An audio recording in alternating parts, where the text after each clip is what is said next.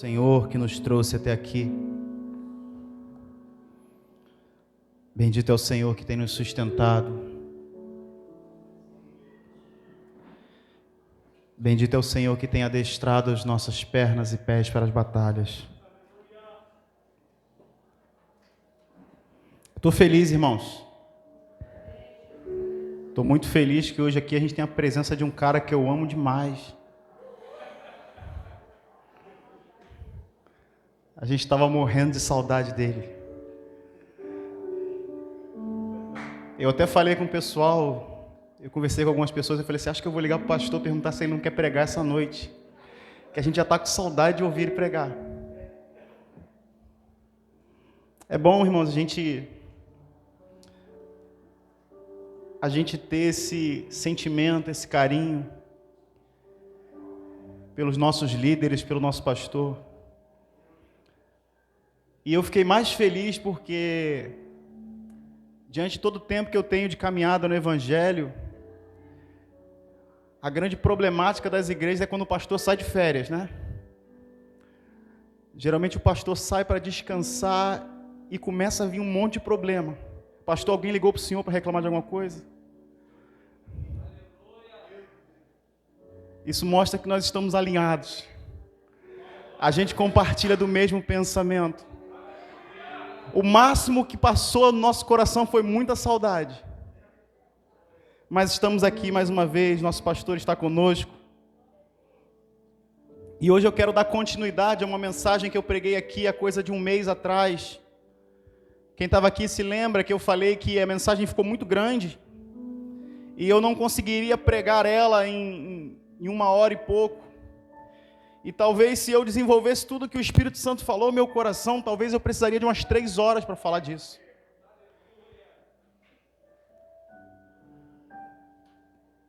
Porque quem não se lembra, na última vez que eu preguei, a primeira mensagem dessa era a forma como você lida com o passado determina quem você é hoje.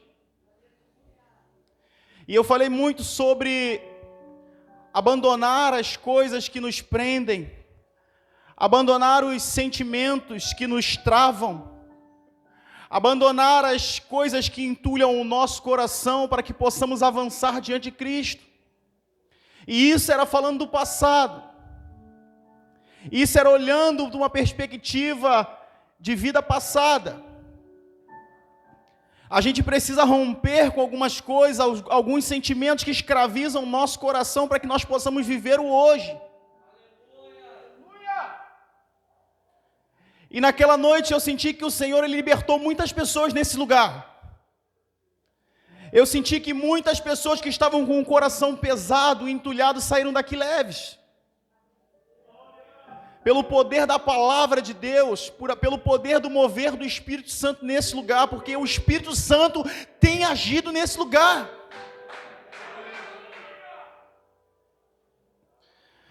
Mas a continuação dessa palavra é o mesmo texto, irmãos. Eu peço que você abra a sua Bíblia lá no livro de Filipenses, na epístola de Paulo aos Filipenses, capítulo 3, a partir do verso 1. O tema da mensagem é: para ser conformado a Cristo, eu preciso ser um inconformado. E isso fala do nosso presente, esquecemos as coisas do passado, vamos fazer igual Paulo. Esquecendo-me das coisas que para trás ficam, agora vamos seguir em frente. Mas como é o nosso procedimento daqui para frente?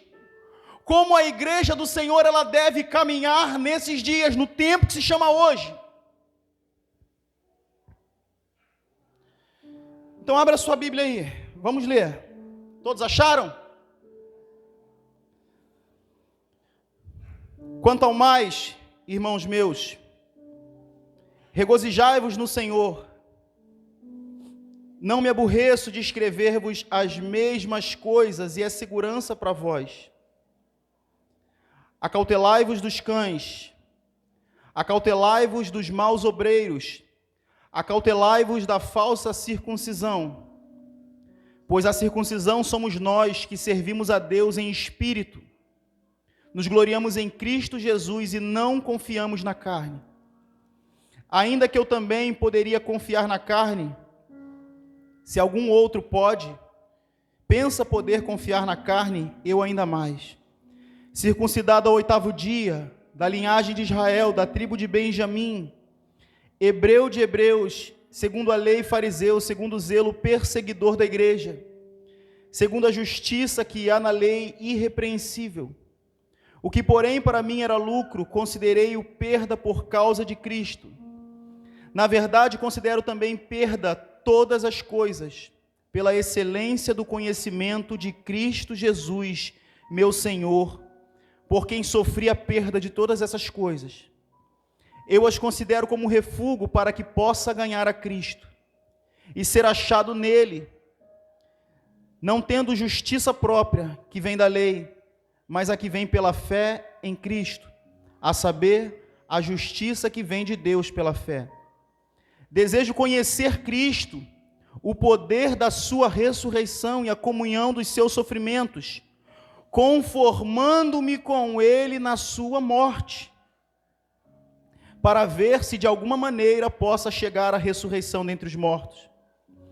Não que já tenha alcançado ou que seja perfeito, mas prossigo para alcançar aquilo para o que fui alcançado por Cristo Jesus. Irmãos, não julgo que o tenha alcançado, mas uma coisa faço, esquecendo-me das coisas que para trás ficam e avançando para as que estão diante de mim, prossigo para o alvo pelo prêmio da soberana vocação de Deus em Cristo Jesus. Esse texto sempre fala muito ao meu coração. Essa carta, ela fala muito ao meu coração. É uma das cartas mais bonitas, é um dos textos mais bonitos de toda a Bíblia. Alguns especialistas em literatura consideram a carta aos Filipenses o texto mais bonito, o texto literário mais bonito que há. Alguns especialistas, não estou dizendo teólogos, especialistas em literatura consideram que o texto de Filipenses é o texto literário mais bonito que já foi escrito na face da terra. Eu compartilho do sentimento que é um texto lindo. Eu não sei se é o mais bonito, mas ele toca sempre ao meu coração. Eu vou falar um pouco mais, de novo, vou falar novamente sobre a fundação da igreja. Essa igreja, a igreja de Filipos, é uma igreja que Paulo fundou em sua segunda viagem missionária, por volta dos anos 49 a 50 depois de Cristo. Paulo, ele tem um sonho, uma visão à noite. Paulo tinha um desejo no seu coração de evangelizar a Ásia, mas numa visão à noite ele tem um sonho e um varão macedônio diz: passa a Macedônia e ajuda-nos. Então Paulo, entendendo que aquela era a vontade do Espírito, entendendo que aquele sonho era um direcionamento de Deus para a sua vida, Paulo, ele ruma em direção à Europa. E chegando em Filipenses, Paulo procura um lugar para orar, porque a cidade de Filipos, ela não possuía uma sinagoga. Provavelmente existia um número muito baixo de judeus naquela cidade, porque para se fundar uma sinagoga era necessário 10 homens judeus. Mas ao chegar na beira de um rio, Paulo encontra algumas mulheres orando a Deus. Então Paulo, ele começa a falar de Cristo e da ressurreição de Cristo. E aquelas mulheres, elas são tocadas pelo Espírito Santo de Deus. O texto diz que elas eram tementes a Deus. Lídia era uma mulher temente a Deus. O que quer dizer isso? Que Lídia, ela era uma convertida ao judaísmo, ela cria no Deus de Israel, mas ela não compartilhava com as práticas judaicas.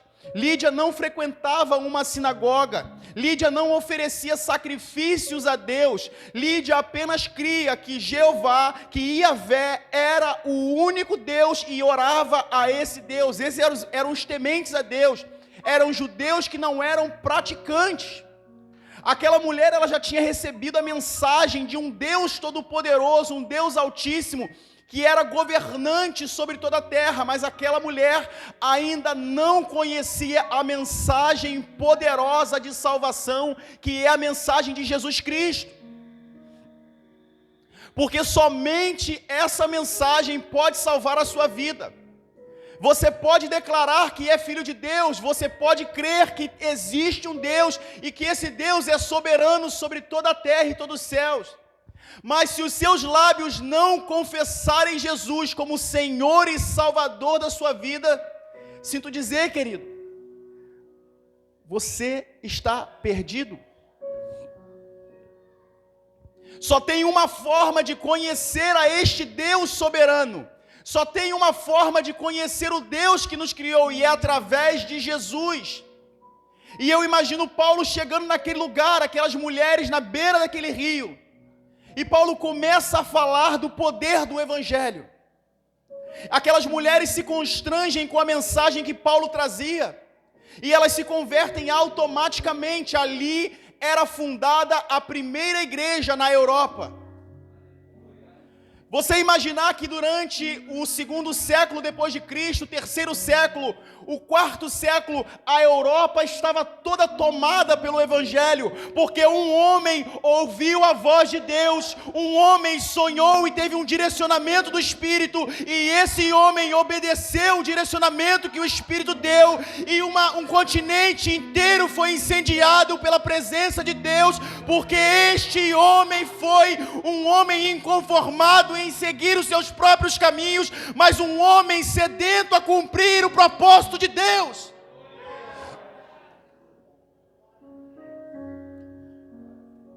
Ali era fundada a primeira igreja europeia.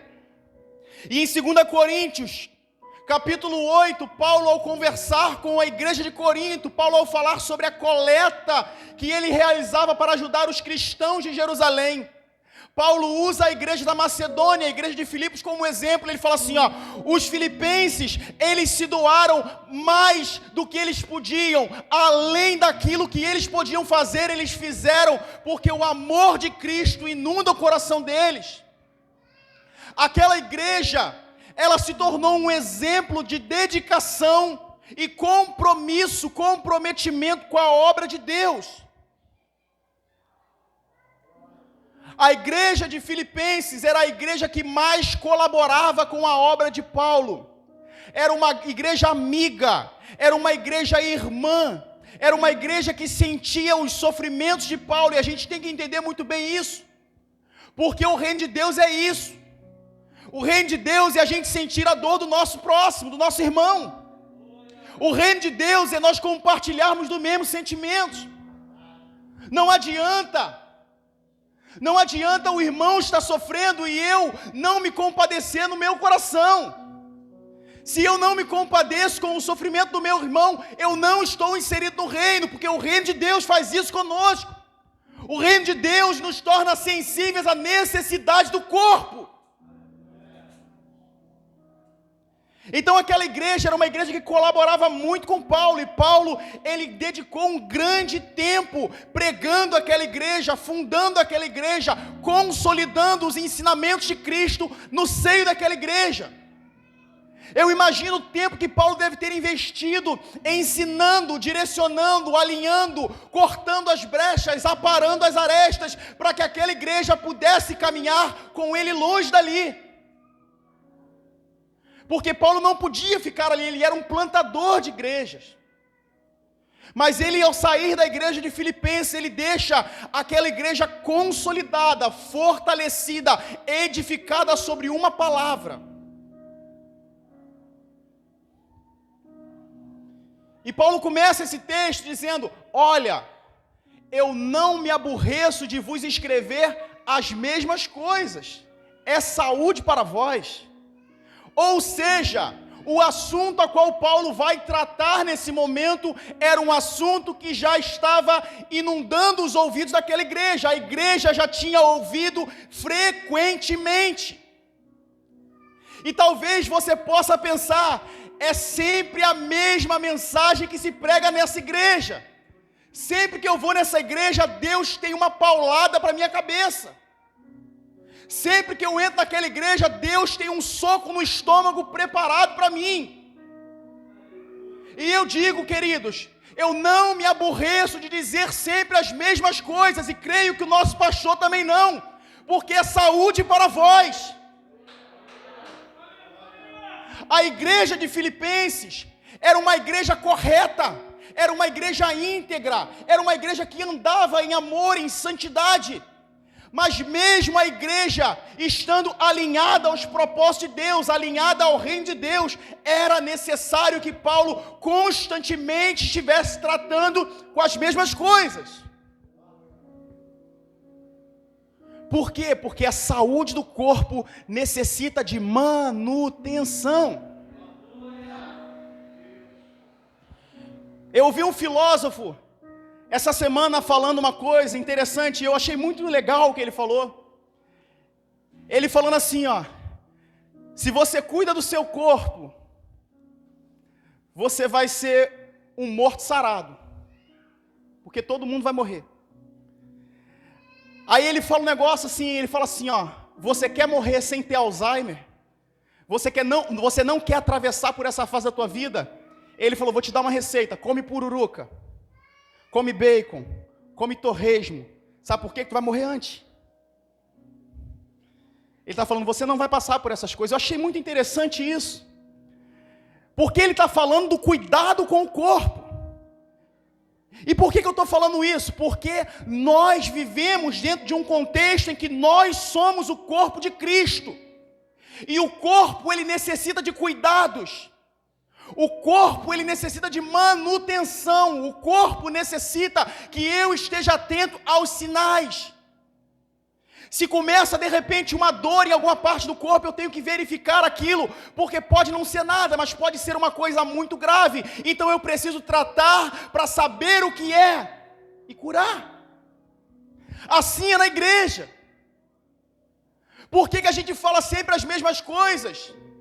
Porque é para a manutenção do corpo de Cristo, para que o corpo consiga andar saudável pelo maior tempo possível, para que nós possamos cumprir aquilo que o Senhor nos chamou para cumprir.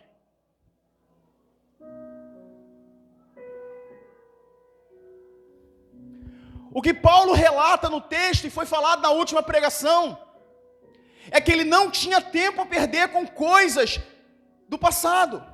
Paulo fala assim, deixando para trás as coisas que ficam para trás.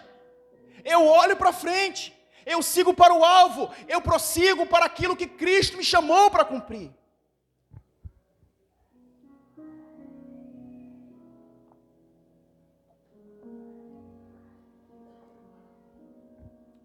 Mas o que tange ao cuidado do corpo, Paulo não se preocupa em voltar atrás nas mesmas palavras. Paulo não se preocupa em repetir as mesmas coisas, porque ele sabe da necessidade que tem o corpo de ser corrigido. Paulo não se importava de bater sempre na mesma tecla. E talvez Deus esteja falando contigo no teu coração sempre a mesma coisa. A mesma coisa, e você fala assim, caramba, por que Deus fala sempre essas mesmas coisas comigo? É porque Ele quer tratar alguma coisa dentro do seu interior. Só você que não percebeu isso ainda. Por que Deus trabalha tanto com a questão do caráter? Porque Ele quer que nós tenhamos um caráter íntegro. Existem pequenas falhas, existem pequenos desvios que precisam ser consertados. Por isso que o Senhor nos desperta sempre a falar as mesmas coisas. E enquanto for necessário, eu creio que Ele continuará nos levando a falar as mesmas coisas. Paulo escreve essa carta, e essa carta é chamada de carta da alegria. Porque Paulo diversas vezes ele fala no texto, alegrai-vos no Senhor, alegrai-vos, alegrai-vos, alegrai-vos. Paulo ele escreve essa carta no final da sua vida, por volta do ano 60. Ele se encontra num cárcere, no final de sua vida, no final de seu ministério. E Paulo, ele demonstra essa alegria no coração ao falar com essa igreja e ordena que essa igreja se alegre no Senhor. Mas eu consigo perceber um certo sentimento de inconformidade em Paulo aqui. E você pode pensar, Wander, mas Paulo está feliz com a igreja, onde você achou inconformidade? A primeira inconformidade se dá quando Paulo ele fala, Não que eu já tenha alcançado ou que seja perfeito, mas prossigo para alcançar aquilo para o que fui alcançado por Cristo. Então existe uma inconformidade no coração de Paulo, porque anteriormente a isso ele fala que busca uma coisa, ele busca conformar-se em Jesus Cristo na sua morte. Esse é o propósito da igreja para Paulo. Paulo tinha no seu coração aquela palavra: já estou crucificado com Cristo, e não vivo mais eu, mas Cristo vive em mim. Paulo entendia que o viver de Cristo tinha que ser maior que o viver de Paulo. Paulo, ele compreendia que a presença de Cristo, a presença do Espírito Santo na vida dele, tinha que ser maior que a sua vontade e os seus desejos próprios. E é por isso que eu vejo um homem completamente inconformado. Paulo, ele tinha razões para estar conformado no final da sua vida. E quantas pessoas estão no Evangelho já conformadas? Já instituíram uma carreira, já trabalharam muito para o Senhor e falam assim: cara, já trabalhei tanto, deixa a garotada nova trabalhar agora. Mas quem determina o tempo da tua parada não é você, querido. Quem determina o tempo do teu descanso não é você. Quem determina o tempo do teu descanso é Deus. Então Paulo, ele compreendia nesse momento que não era a hora dele parar. As pessoas poderiam ver aquele homem num cárcere e poderiam acreditar: é o fim da vida dele, é o fim da jornada dele. Mas aquele cara ainda tinha muita lenha para queimar. Ele ainda acreditava que o Senhor poderia usá-lo para fazer grandes coisas. E ele tinha um sentimento de inconformidade no seu coração. Porque eu creio que muitas pessoas poderiam olhar para Paulo e falar assim: mas Paulo, você é um cara perfeito. Ele fala: perfeito eu? Não, ainda não. Eu não sou perfeito, mas eu busco a perfeição dia após dia. É o alvo da minha vida.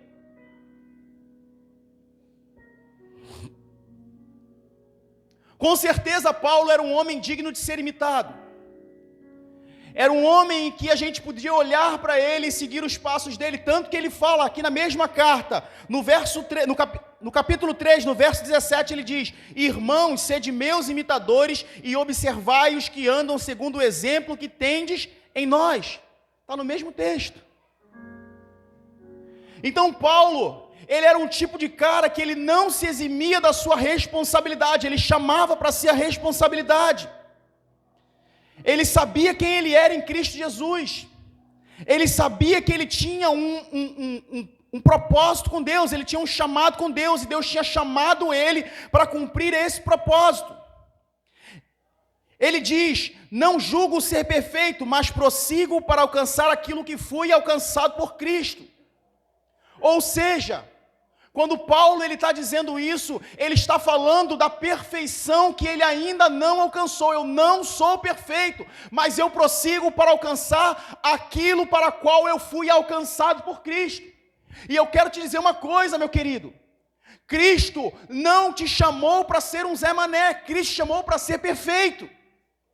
O chamado de Cristo na sua vida é para que você fosse perfeito. Mas aonde está isso, Wander? Está lá em Mateus, capítulo 5, verso 48. Jesus falando aos seus discípulos: sede, pois, perfeitos, como é perfeito o vosso Pai que está nos céus. Não foi qualquer um que disse isso, foi Jesus. Então não adianta nós andarmos falando assim: eu não sou perfeito. Claro que você não é perfeito. Mas nós não podemos nos conformar com isso. Não podemos nos conformar em viver uma vida em que não estamos buscando a perfeição. O Júlio estava me lembrando aqui no domingo passado, de cerca de 2 anos atrás, quando eu estive ministrando lá no retiro de jovens. E Deus colocou uma palavra no meu coração, e durante a palavra eu falei que Deus chamou Abraão e disse: anda na minha presença e ser perfeito. E eu falei: para de dizer que você não pode ser perfeito, porque se Deus chamou você para ser perfeito, é porque você pode ser perfeito. Ele enviou o seu Filho à terra, Jesus viveu como homem entre nós e foi perfeito para mostrar que você também pode ser perfeito.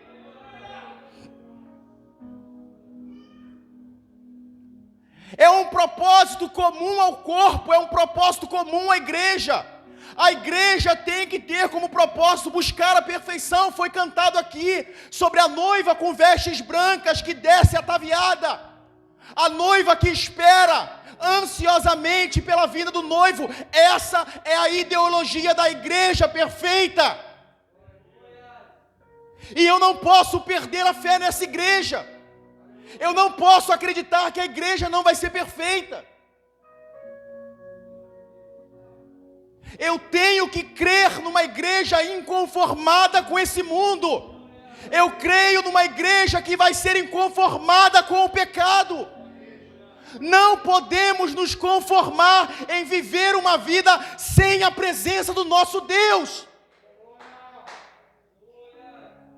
Não podemos.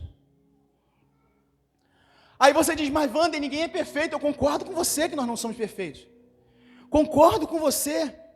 Mas nesse ponto, o sentimento no coração de Paulo me constrange, porque aquele cara, já no final de sua vida, Paulo tinha sido o maior plantador de igreja do evangelho até ali, o maior pregador que o mundo tinha conhecido até ali, o cara que tinha mais devotado a sua vida para o crescimento do evangelho do reino de Deus até ali, e aquele cara diz assim, ó, eu não sou perfeito, mas eu prossigo para o alvo.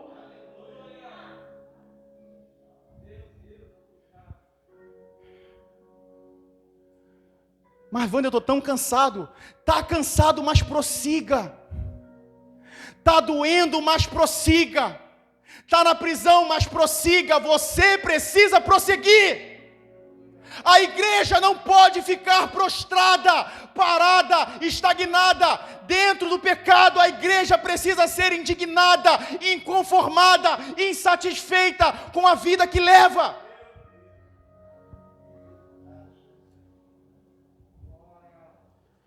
Nós não podemos parar. O problema, meu querido, não é a imperfeição. Não é a imperfeição. O problema é a sua conformidade com a imperfeição. Imperfeitos nós somos, mas eu não posso me conformar com isso. Eu tenho que clamar para Deus que Ele me molde a cada dia. Eu não posso me contentar em entrar na igreja e sair domingo após domingo sendo a mesma pessoa, não tendo mudança na minha vida. Eu não posso me conformar em não ser cheio do Espírito Santo. Eu não posso me conformar em viver uma vida sem ouvir a voz do meu Senhor. Eu não posso me conformar em acordar todo dia e não querer ler a palavra do Senhor. Eu não posso me conformar em acordar todo dia e dormir todo dia sem falar com o meu Deus, sem ter relacionamento com Ele, sem ter intimidade com Ele. Eu não posso me conformar em viver na prática do pecado. Eu preciso abominar essas coisas. Não é errado ser imperfeito, errado é ser conformado com a imperfeição. Não é errado ser pecador, nós somos pecadores. O errado é você ser conformado em ser um pecador, porque Deus não te chamou para ser um pecador. Deus não te chamou para ser um pecador. Ele chamou você pecador, mas não chamou você para ser pecador. Ele te chamou para ser santo. Ele diz, sede santo como eu sou. Como eu sou. É santidade, querido. Não tem outro caminho. Não tem outro caminho. Deus ama você, com os seus defeitos, com os seus pecados. Deus ama você do jeito que você é, sim, mas Ele não compactua com o seu pecado. Deus ama o pecador, mas Ele chama o pecador ao arrependimento todo dia.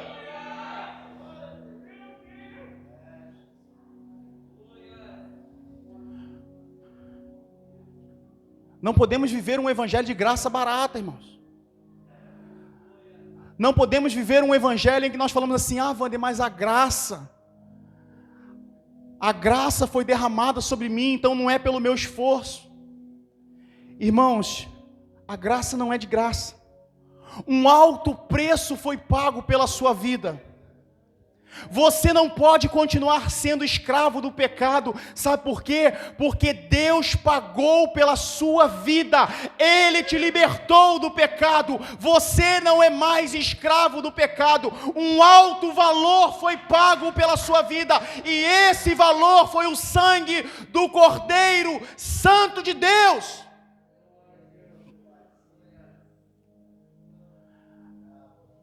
Aí a pessoa fala assim: mas Wander, você está dizendo então que é pelo meu esforço? Não, querido, não é pelo teu esforço. Não é pelo teu esforço.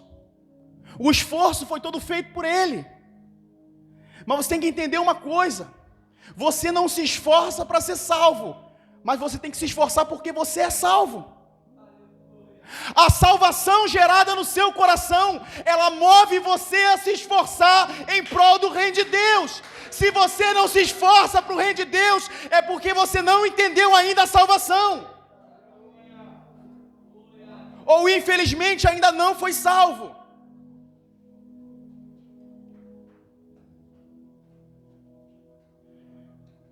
Foi pago um preço pela sua vida, irmão. Ele te libertou do império das trevas, da cadeia da morte. Ele pagou um preço pela sua vida e você não pode viver como se você fosse o dono da sua vida, porque Ele te comprou com o sangue dEle.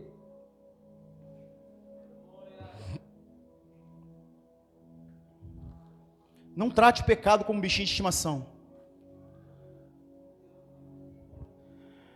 O grande problema da igreja hoje, irmãos, são os pequenos pecados, são as coisas ocultas, são as coisas que a gente trata, a gente não abandona, a gente guarda no cantinho como se fosse um bichinho de estimação.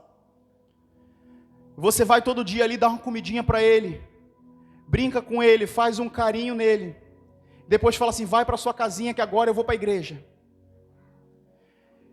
Irmãos, entenda bem, o pecado não é um bichinho de estimação. Se você tem tratado ele assim, cuidado, ele vai crescer e vai te engolir. O pecado, quando ele não é abandonado, ele te devora, ele te mata. Então você precisa olhar para ele e falar assim: sai de perto de mim, porque eu fui comprado, um alto preço foi pago pela minha vida. Você não pode continuar brincando com o pecado, porque o pecado irá matar você uma hora ou outra. Existe uma galera pregando um evangelho sem compromisso. Existe uma galera pregando um evangelho que diz que Deus me aceita como eu sou. Querido, o evangelho, ele é comprometimento. O evangelho é entrega. Você não pode chegar a Jesus e continuar sendo a mesma pessoa que você era. É necessário que haja uma mudança de atitude. E na vida de Paulo você vê nitidamente a mudança de vida que ele teve. Não tem como você encontrar com Cristo e não ser uma nova pessoa. Quando Nicodemos encontrou com Jesus, está lá em João capítulo 2, capítulo 3 no caso. Nicodemos foi encontrar com Jesus à noite. Jesus falou assim: olha só, Nicodemos, você é um doutor da lei, você não entende essas coisas, porque eu te digo, quem não nascer da água e do Espírito não pode entrar no reino de Deus. Porque para compreender as coisas de Deus tem que ter um novo nascimento, tem que ser nascido do Espírito, tem que ser renovado. Paulo diz isso em 2 Coríntios 5,17. Portanto, aquele que está em Cristo, nova criatura é. As coisas velhas se passaram e eis que tudo se fez novo. É uma nova vida, irmão. É uma nova atitude, uma nova perspectiva. Você precisa ser nova criatura. Então abandona essas práticas que não edificam a tua vida. Seja inconformado. Seja inconformado. O autor de Hebreus, lá em Hebreus, capítulo 12, verso 14, ele diz: segui a paz com todos e a santificação. Sem a santificação, ninguém verá o Senhor. Então, se a perfeição é um propósito comum, a santificação também é. É um propósito comum à igreja, porque sem santificação nós não veremos o nosso Deus. E eu não sei você, querido, mas foi cantado essa noite aqui: Maranata, a hora vem, vem, a noiva te espera, a noiva te clama, e eu anseio de todo o meu coração ver a face do meu Deus. O maior desejo da minha vida é estar com Cristo e ver a face dele, olhar a sua mão, dar um beijo no seu rosto e falar assim: Senhor, muito obrigado, porque eu não tinha chance alguma de me salvar pelas minhas próprias forças, e tu foi lá e me resgatou. O desejo do meu coração é ver o meu Senhor. Por isso eu tenho que andar diariamente buscando a santificação. O que é a santificação? É um processo em que, quando eu recebo o Espírito Santo, eu vou caminhando na presença de Jesus, para que eu possa um dia chegar diante da face do meu Deus. E eu vou te dizer, se a conformidade com o pecado, ela te mata, a inconformidade em não ser santo também te mata. Irmão, você não pode ser conformado com isso. Você tem que ser inconformado. Wander, mas eu não consigo. Eu não consigo sentir o que as pessoas sentem. Eu não consigo ter essa intimidade com Deus. Talvez é porque você ainda está conformado em viver desse jeito. Porque a inconformidade te aproxima de Deus. E como é que eu digo isso? A gente pode listar um monte de homens aqui que eram inconformados na Bíblia. Homens que falam assim: Senhor, eu vou te clamar até que tu me ouça. Eu vou te buscar até que eu possa te alcançar. Quando a palavra de Deus mostra lá no livro de Jeremias, dizendo que o Senhor fala conosco, dizendo que nós o encontraríamos quando buscássemos de todo o nosso coração, Ele está falando de inconformidade. Porque a gente busca Deus num dia, a gente busca 2, uma semana, um mês, e a gente fala assim: eu desisto, eu não consigo alcançar Ele. Sabe por quê? É porque você não está inconformado em viver sem Ele. Eu sou inconformado em viver sem a presença dEle. Eu sou faminto pela presença, pela glória de Deus. Esse deve ser o desejo do nosso coração. Buscar a santidade, buscar a presença, buscar o relacionamento, a intimidade com Deus.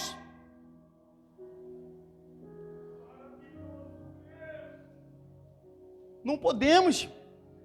Obrigado.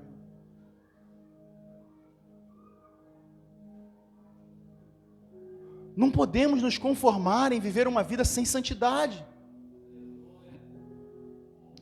Não podemos.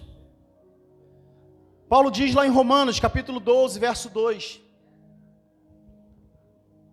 E não vos conformeis com este mundo, mas transformai-vos pela renovação do vosso entendimento. Irmãos, eu estava meditando nesse texto e pensando que a maior briga de Paulo não era com o mundo. Paulo diz: não vos conformeis com o mundo, mas a briga de Paulo não era com o mundo. Porque quando ele pede transformação, ele não pede transformação do mundo, ele pede transformação da igreja. Ele fala assim: olha só, você não se conforme com o mundo, mas transforme-se pela renovação do vosso entendimento. Então, quando Paulo ele escreve dizendo que a igreja não deve se conformar com o mundo, ele está dizendo que a igreja não deve se amoldar com o mundo, a igreja não pode ser parecida com o mundo, a igreja não pode ser igual ao mundo. E o que mais a gente vê nos dias de hoje é que a igreja está cada vez mais parecida com o mundo. As práticas da igreja estão a cada dia mais semelhantes com as práticas do mundo. A nossa forma de adoração está cada vez mais parecida com a forma de adoração do mundo. As pessoas estão usando estratégias mundanas para atrair as pessoas. As igrejas estão usando estratégias mundanas para que as pessoas venham até elas. Elas não estão levando pessoas à salvação, elas estão atraindo o público para si. As igrejas estão mais preocupadas em realizar um espetáculo bonito do que atrair a presença de Deus. é balada, é show de luz, é um monte de coisa. A gente faz isso para atrair os jovens. Você não tem que atrair os jovens, você tem que atrair a presença de Deus.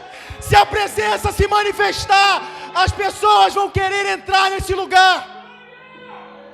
A igreja de Atos, ela não buscava ferramentas mundanas. Eles sentavam, partiam pão, comiam, tinham o mesmo sentimento, falavam de Jesus, do amor, e todo dia o Senhor acrescentava as vidas que haveriam de ser salvas.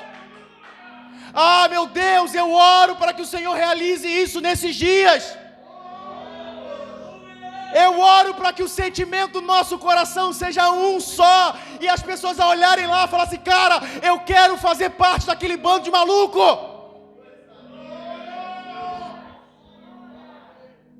Não são as ferramentas que usamos, é a presença de Deus que atrai as pessoas.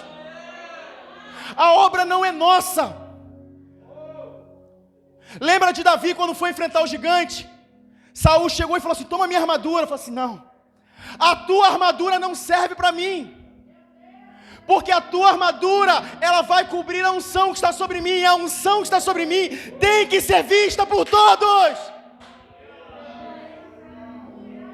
Não podemos usar práticas do mundo, ferramentas do mundo, estratégia, convidando homens especializados em crescimento. Ah, meu irmão, quem sabe de crescimento é o meu Jesus. Quem sabe de crescimento é o Espírito Santo. Eu tenho que falar: Espírito Santo, vem aqui. Eu só vou sair desse lugar quando tu chegar aqui, Senhor. Eu não saio daqui. Temos que ser conformados igual Moisés. Senhor, mostra-me a tua face, e isso me basta.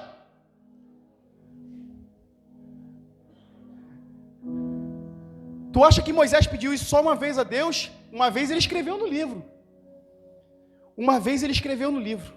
E olha que Moisés, ele tinha intimidade com Deus. Moisés saía do arraial e entrava na tenda. Quando Moisés saía do arraial em direção à tenda, Deus olhava assim e falava assim: lá vai Moisés, eu vou lá falar com ele. Deus descia na tenda e encontrava com Moisés. Mas Moisés era tão fominha de Deus, quando Moisés entrava na tenda fora do arraial, a nuvem descia e enchia a tenda. E Moisés falava com o Senhor, e ele falava tanto com o Senhor, que ele saía com o rosto brilhando, tinha que botar um véu cobrindo o rosto. Mas tu acha que ele se contentava com isso? Ele falou: Senhor, eu não quero só a presença, eu quero ver a tua face. Ah, meu irmão, mas Wander, eu já oro, eu já falo em línguas, eu já busco, eu já canto. Você precisa ter mais fome, você precisa ser faminto pela glória. A fome de Deus é o que move a igreja. A gente vive numa realidade em que cantamos, mas parece que não desejamos de todo o coração. Maranata, ora vem Senhor Jesus. Aí eu conheço pessoas que falam assim: ah, Wander, mas eu não queria que Jesus voltasse agora não, porque eu quero primeiro criar meus filhos. Ah, irmão, vai te catar. Vai subir para o céu eu, minha filha e minha esposa. Eu vou ver minha filha correndo diante da face do meu Deus. Se você quer criar teu filho aqui na terra, eu não quero. Eu quero ir para o céu, ver a face do meu Deus. Está conformado com a terra. Ah, eu quero ver meus filhos se casar. Está conformado com a terra. No céu também haverá um casamento em que a noiva é você. Quer ver um casamento? Vai para o céu, que lá vai ter um casamento. Irmão, não podemos ser conformados com esse mundo. A briga de Paulo não era com o mundo. Paulo não apontava o dedo no mundo e falava assim: você é pecador. Paulo não fazia isso. Então para de fazer isso também. Não é você que tem que ir na internet apontar o dedo para acusar os outros. A igreja não foi posta para julgar o mundo. A igreja foi posta na terra para manifestar os atos de justiça de Deus. Você não veio julgar o mundo, você veio manifestar a justiça de Deus. Sabe por que o país é corrupto? Porque a igreja é corrupta. Porque Paulo não diz, transforme o Império Romano, ele diz, transforme você. Paulo não diz, transforme o coração dos judeus, ele fala, transforme você. É você que tem que ser transformado. Ah, Senhor, minha vizinhança é ruim. Transforma o teu coração, irmão. Fala, Senhor, me dá ferramentas a cada dia, Senhor, para que eu possa manifestar a tua glória nesse lugar, Senhor. Senhor, que eu possa estender a mão e abençoar as pessoas, e as pessoas possam sentir a tua glória quando eu passar, Senhor. Que eu possa exalar o teu bom perfume, e as pessoas falam assim, cara, que cara cheiroso. Ele tem cheiro de crente, eu quero esse cheiro também.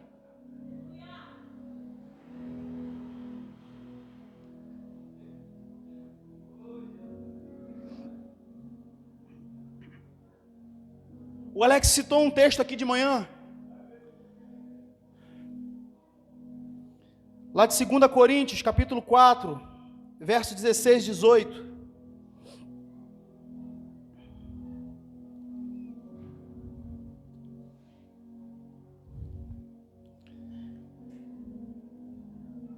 Diz assim, por isso não desfalecemos, ainda que o nosso homem exterior se corrompa, o interior contudo se renova, de dia em dia. Só aí. Olha só que texto poderoso esse texto, meu irmão. Você não percebeu? Eu vejo as pessoas às vezes falando assim, o meu homem exterior se corrompe, mas o interior se renova. Paulo não diz isso. Paulo diz assim, ainda que o meu homem exterior se corrompam. Paulo não está dizendo que ele se corrompe. Paulo está dizendo assim, mesmo se houvesse a possibilidade do meu homem exterior se corromper, o meu interior se renova todo dia. Entende isso, Serginho? Olha só a coisa maravilhosa. O exterior, ele pode vir a se corromper. Há a possibilidade. Paulo não está dizendo que ele se corrompe. Ainda que o meu homem exterior se corrompa. É uma coisa que pode acontecer, mas não é normal. Não é natural. Mas ele falou assim, mas existe um homem dentro de mim, o interior, que esse é todo dia, esse é toda hora, esse se renova dia após dia após dia. Paulo está falando da guerra da sua carne contra o espírito, e ele está falando assim, o meu homem exterior, a minha carne pode até vir a me fazer cair, mas ela não consegue fazer isso, porque há um homem interior, há algo dentro de mim, há um tesouro no meu coração, que dia a dia se renova, e ele me impulsiona a viver em santidade, ele me leva a buscar a presença de Deus, ele me movimenta dentro do reino. O seu homem exterior não pode cair todo dia, porque o seu homem interior tem que ser maior. Sabe por que você cai todo dia? Porque quem reina na sua vida não é o Espírito Santo, é você. E aquilo que reina na sua vida, ela vai direcionar os seus passos. Se o Espírito reina na sua vida, ele vai te direcionar a andar em santidade. Sabe por que você não consegue? Porque você ainda é dono da sua vida. Não adianta falar que Deus é o dono do seu coração, porque você continua sendo o dono da sua vida. Você precisa abandonar esse trono. Você precisa ser um inconformado. Senhor, como foi cantado aqui, a casa é tua. Como é que é, Wagner? Se tu bater na porta, eu vou abrir. Senhor, se tu bater, eu vou abrir, Senhor. Mas não fale da boca para fora, não. Fala de todo o coração. Senhor, bate na porta, Senhor, que eu vou abrir, Senhor. Vem, Senhor, vem dançar comigo, Senhor. Fica comigo, Senhor, dorme comigo, acorda comigo, janta comigo, almoça comigo, Senhor. Que a tua presença, Senhor, esteja ao meu lado, Senhor. Repetindo o que Moisés falou, eu não saio daqui. Cara ousado era Moisés. Deus fala para ele assim, Moisés, eu vou mandar um anjo na tua frente. Ele vai te guardar e vai matar todos os seus inimigos, mas eu não vou contigo. Moisés falou, o quê? Tu não vai comigo? Então eu não saio daqui. Não, Moisés, você precisa... Não saio, se a tua presença não for comigo, eu não saio. Mas vai um anjo, Moisés, com a espada de fogo. Não quero saber de anjo, eu quero a tua presença. Inconformado, cara. Cara, inconformado. Não abre mão da presença, cheio do Espírito Santo. É o que precisamos ser. Não podemos nos conformar, falar assim, você é cheio do Espírito Santo. Meu irmão, mais ou menos. Então você está vivendo em pecado, meu irmão. Porque não ser cheio do Espírito Santo é pecado. Paulo diz, não vos embriagueis com o vinho, mas enchei-vos do Espírito Santo. Sabe o que Paulo está comparando? Ele está comparando o Espírito Santo ao vinho. Ele fala assim, você tem que provar dele até você ficar chapado da presença dele. Paulo está falando isso. Ele fala assim, não tem o vinho que você bebe até ficar embriagado? Você não pode fazer isso, mas com o Espírito Santo você tem que fazer isso.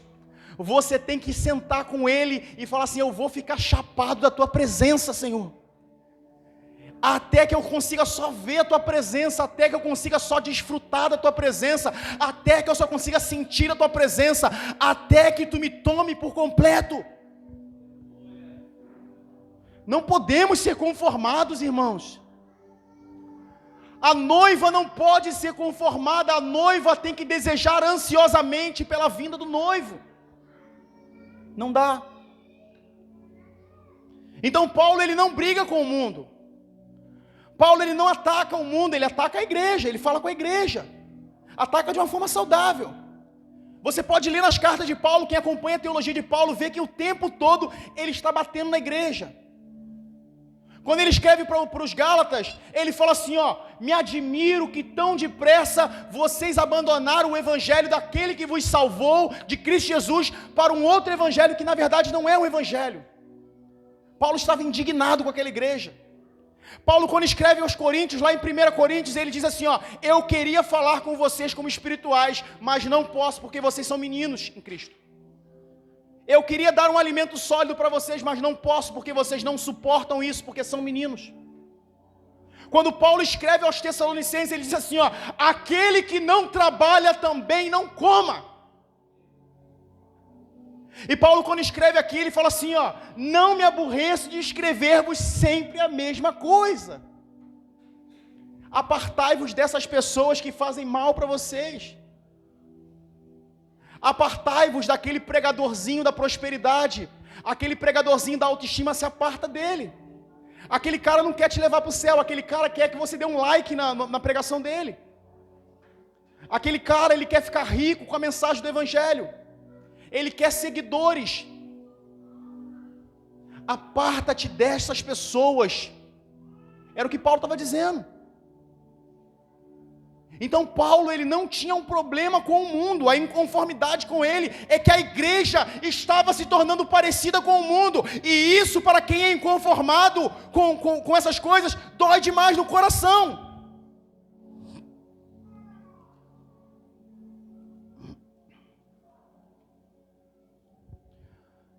Dói tanto que quando você lê lá em 2 Coríntios, capítulo 11, verso 28 e 29,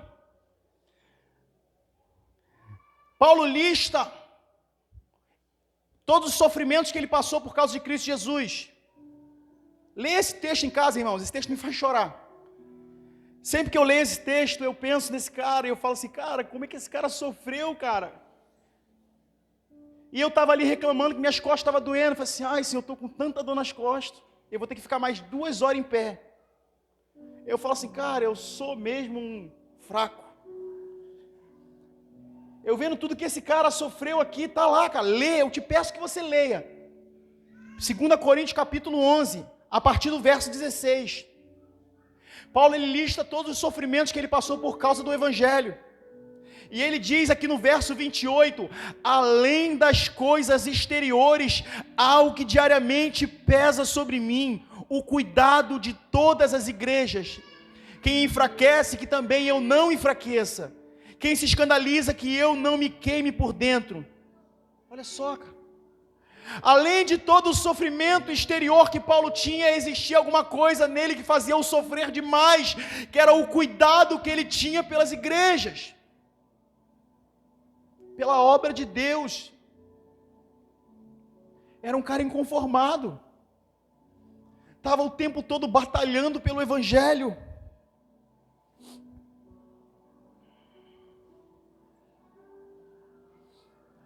Precisamos chorar pela noiva. A pastora Cíntia falou isso aqui no púlpito. Precisamos chorar, lamentar as nossas misérias. Temos falado isso nesses dias. O Senhor tem sempre nos constrangido a isso. Precisamos nos submetermos à vontade dEle, buscar o arrependimento. Eu falei aqui no culto no domingo passado, se eu não me engano, que o pastor falou uma coisa aqui no último culto que ele pregou, eu assisti em casa pelo Facebook. Aliás, eu quero mandar um abraço para as pessoas que estão assistindo pelo Facebook. E eu assisti o culto e o pastor Emerson falou assim, Deus falou uma coisa ao meu coração. Ele quer nos levar a um nível mais profundo de adoração. E eu peguei aquela palavra, cara. E eu comecei a clamar por essa palavra, tenho clamado por ela, tenho chorado por isso.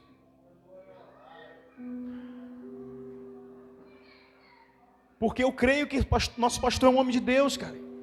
E se Deus colocou esse desejo no coração dele, se ele expôs isso para a igreja, é porque ele não quer clamar por isso sozinho. Deus quer fazer uma obra grandiosa neste lugar. Deus quer nos levar a um nível mais profundo de adoração. Deus quer nos levar a um nível de mais intimidade com Ele. Mas é preciso que nós busquemos incessantemente a presença dEle. É preciso que nós nos derramemos diante dEle. Deus quer trazer avivamento sobre esta casa, sobre este lugar. Mas não há avivamento sem contrição, não há avivamento sem arrependimento, não há avivamento sem confissão e abandono do pecado, não há avivamento sem inconformidade. Não há. Então eu primeiro tenho que me conformar com quem eu sou. Para de orar, irmão, para Deus mudar o teu irmão. Falou, Senhor, muda aquele irmão, pede para ele mudar você. Porque se ele mudar você, já é uma pessoa transformada. E você transformado, você transforma outras vidas. Uma igreja transformada, ela tem poder para transformar. Se não temos transformados, é porque não somos transformados. Se não temos libertado as pessoas, é porque não somos libertos. Então temos que clamar incessantemente, Senhor, venha, Senhor, até nós primeiramente, quebra as nossas cadeias, Senhor.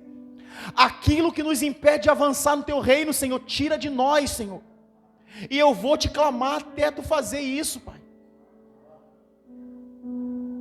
Não podemos continuar vivendo dessa forma. Aí o Senhor colocou uma coisa no meu coração. E eu anotei aqui, um coração inconformado irá prover as estruturas para que as próximas gerações experimentem a glória de Deus.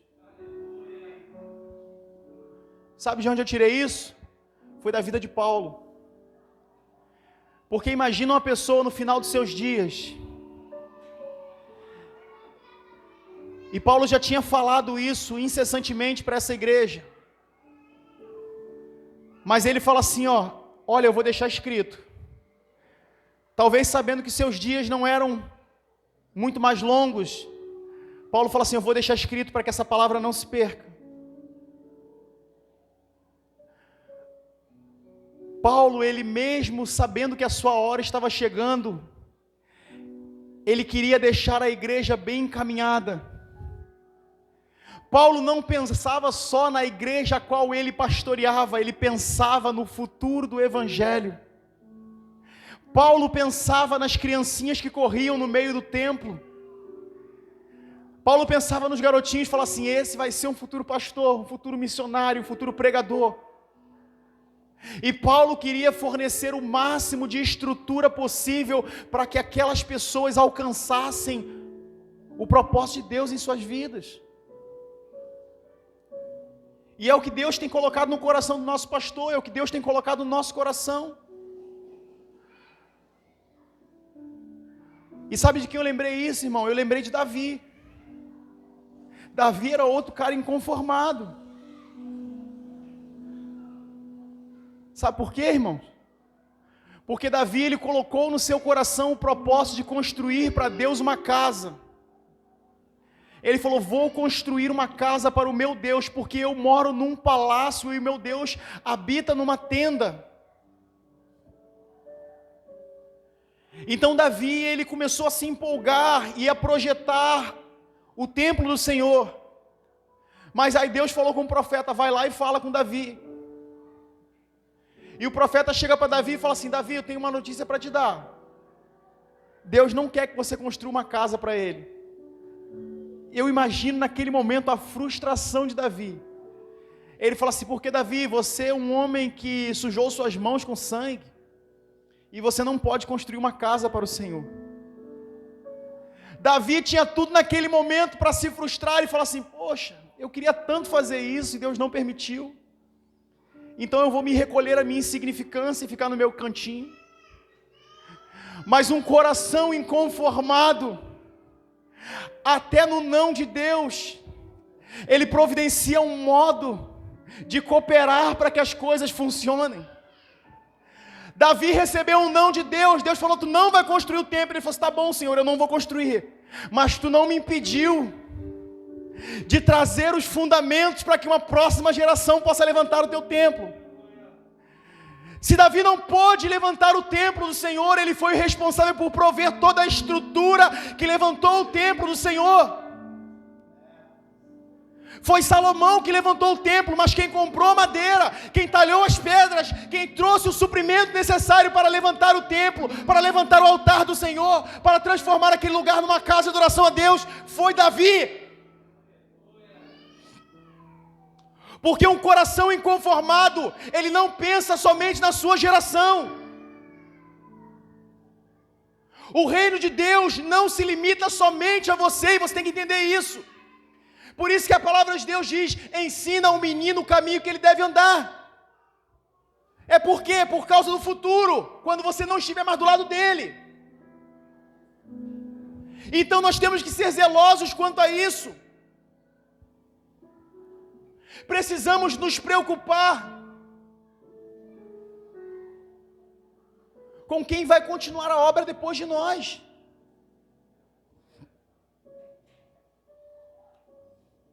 Eu fiquei muito feliz essa semana. Eu já estou encerrando, irmãos. Eu fiquei muito feliz essa semana, porque sexta-feira, não sei quem estava aqui na sexta-feira, mas sexta-feira a Sabrina pregou aqui. Mas não foi pela sexta-feira, foi pela semana. Porque eu vi Deus consumir a Sabrina a semana inteira. Eu vi Deus moer a Sabrina a semana inteira. A Sabrina não conseguia comer. Ela não conseguia dormir, ela não conseguia se concentrar em mais nada. Ela só ficava preocupada: Wanda, eu vou ter que ministrar a palavra. E por umas 2 vezes ela falou: ministra no meu lugar. Eu falei: não, é você. Aí hoje ela falou comigo, quando eu saí daqui de manhã, eu falei: eu tenho que ir para casa, porque eu tenho que aparar as arestas do meu sermão para mais tarde. Aí ela falou assim: mas para você é mais fácil. É mais fácil, pastor? Aí eu falei assim: tu que pensa. Tu que pensa que para mim é mais fácil. Sabe por quê, irmão? E o pastor eu acredito que ele vai compartilhar. Existe um peso sobre nós. Porque aqui a gente tem pregado o seguinte: ô Clisdey, você não tem ninguém para olhar, olha para mim.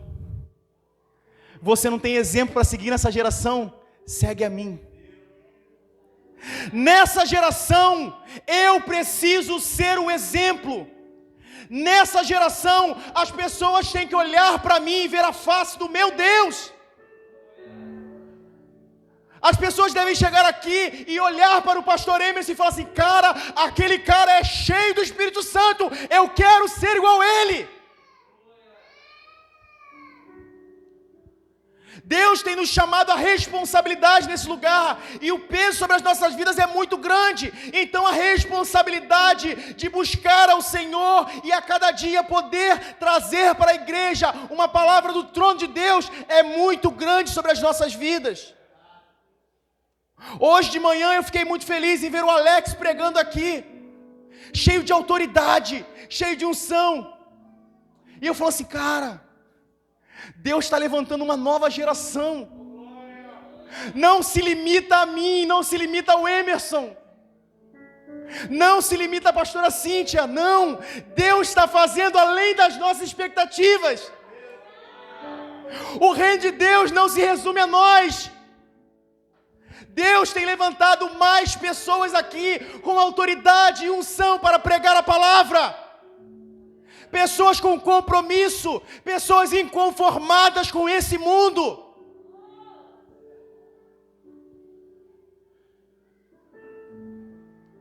E Ele tem chamado você, querido. Ele tem chamado você à inconformidade nessa noite.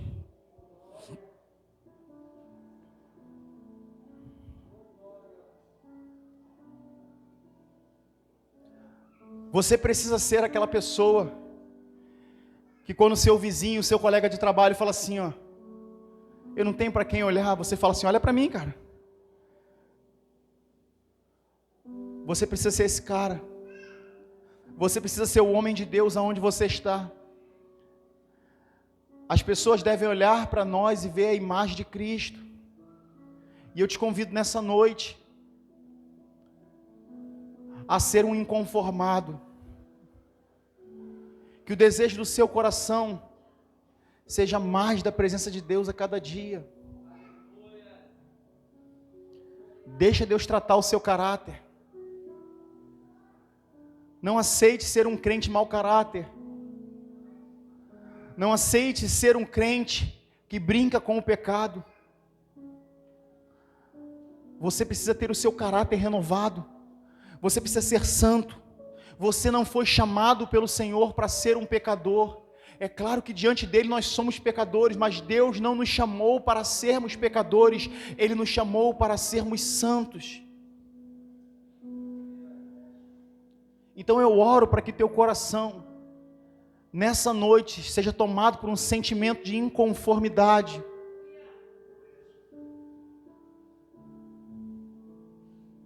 Não se conforme com esse mundo, irmão.